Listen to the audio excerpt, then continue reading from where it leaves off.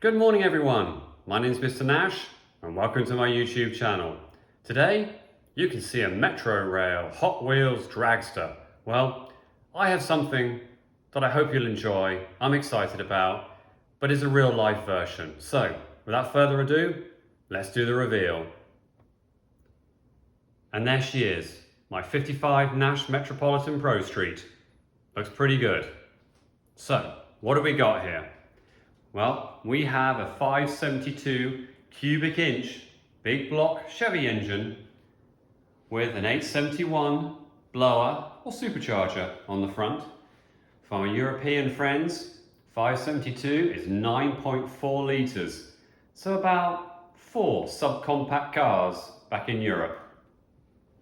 She's running factory colours, turquoise over white, which came available in the Series 2. And we have airbrushing, as you can see, around the headlamps, on the front bumpers, all across on the grille, and of course a Series 1 hood scoop. But as you can see, it actually isn't a scoop, it's all solely down to airbrushing, which I think really gives it a fantastic effect. So, working our ways down the side here, as you can see, the airbrushing continues. We also have Metropolitan, it's also airbrushed in, and below it we have the loud exhaust. So, two options on the exhaust. It has a full exhaust with a silencer or muffler that runs and stops just before the rear wheels. But otherwise, at a press of a button, you can have it going straight, basically off the headers. Loud, very loud. I will do a video trying to get an idea of the decibels that are coming out on there. As you can see on the front, the wheels are recessed in and hidden. A lot of people ask, how does the wheel actually turn? Well, because the way they're mounted on the chassis, you can actually still do a pretty good turn on them. I wouldn't want to do a 3-point turn, but you have a pretty good turning circle. We have factory door mirrors, and again, we also have glass, all modified to fit. The rear glass was actually molded. It took 57 hours, I was told, to actually get that to mold and fit, so we didn't have to use Perspex or any form of glass. Sorry, any form of plastic, I should say. In the back, we have the fuel tank. There we are. 10-gallon fuel tank that sits between the rear tubs. I'll go through that in another video in more detail. In the back, of course, we have the rear wing.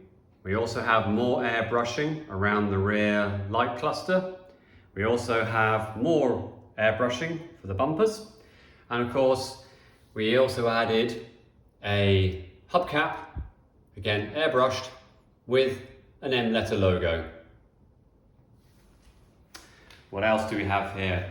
Okay, where the rear fenders are, as you can see, there's a panel.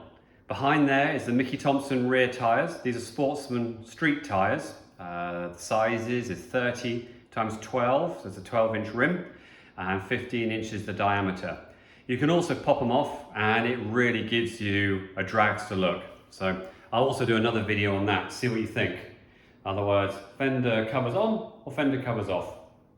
What else do we have? Well, we have the door, which is from the factory, with the same stamping on it. And again, just working my way around. Let's go and have a quick look at the interior and see what you think to that. So, we have red striping, which is just a little bit of a red theme to go with some of the other red accents in there. We fitted Tillet, which is an English company, carbon fiber seats, very light, very thin. You need to try to maximize the amount of space, as it's very limited in here. We have a semi-original dash from the factory.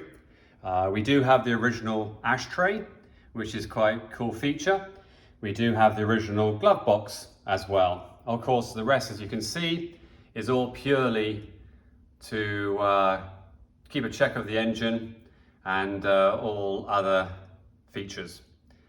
So as I pan around there, you'll see the switch gear. I will create another video showing you how she starts and what the startup procedure is. But as you can see, we have a full roll bar semi-cage in there as well to keep me safe. And she's running a modified Turbo 400 transmission, basically a 3-speed. So that gives you a quick idea and a quick tour of the car. I'm going to do another video because, you know, we have flamethrowers, we have burnout modes, all of that fun stuff. So I hope you enjoyed. If you have any comments, please comment below in the comment section. If you have any questions, I'll try to answer everything. And so look forward to seeing you on my next video.